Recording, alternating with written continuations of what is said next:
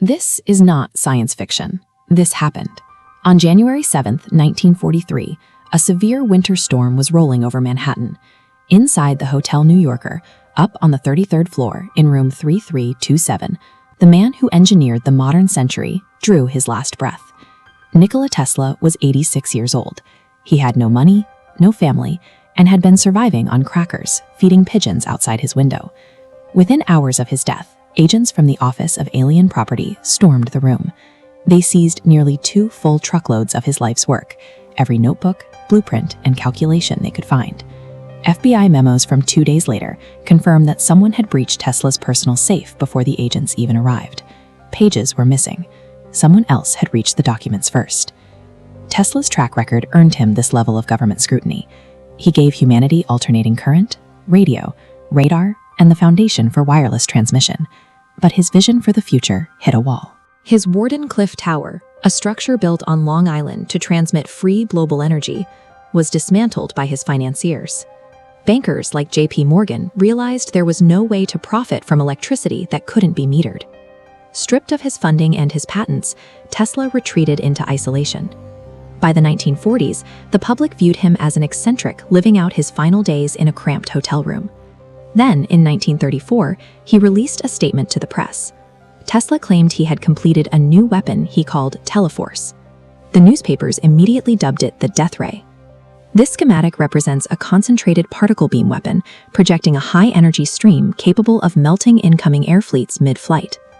With an effective range of 250 miles, a nation could sit entirely inside its borders and neutralize armies or ships long before they arrived. While the public laughed at the idea, Tesla's closest protege told the government that the device was completed and functional just weeks before Tesla's death. 3 weeks after the hotel raid, the government dispatched an MIT electrical engineer named John G. Trump to evaluate the seized documents. Trump's official report was dismissive. He concluded that Tesla's late-stage work was speculative and held no serious military value, seemingly closing the case. But declassified FBI memos from 2016 revealed a parallel investigation. Brigadier General L.C. Craigie, the first man to fly a jet aircraft for the U.S. military, had also reviewed the weapon's blueprints. Craigie's assessment reached a different conclusion. Buried in a heavily redacted document, he wrote that there was something to this and concluded the particle beam weapon was real. 2 highly credentialed experts reviewed the same material and reached opposite verdicts. The specific blueprints that would resolve the conflict are still missing from the public record. The FBI's own surviving memos show they were deeply concerned about where those missing pages went. Theories ranged from a Yugoslav ambassador attempting to sell the secrets to the possibility that German agents had secured them through Operation Paperclip channels. What we do know is that the 2 truckloads of seized belongings were split up. While some personal effects were stored away, highly classified trunks containing his actual technical data were quietly routed to Wright-Patterson Air Force Base. In 1952, a U.S. court finally ordered the government to return Tesla's estate to his nephew. Those surviving trunks were shipped across the Atlantic to the Nikola Tesla Museum in Belgrade. But researchers who have inventoried the Belgrade collection have pointed out a discrepancy. The volume of documents sitting in Serbia does not match the volume seized from room 3327. Entire notebooks simply never made the trip. Decades of research confirmed that during the final 6 months of his life, Tesla was secretly consulting with the United States military.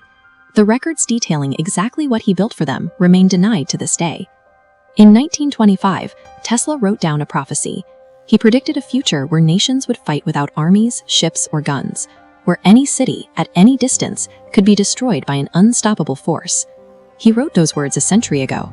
They accurately describe the drone warfare, hypersonic missiles, and directed energy weapons defining global military strategy in 2026.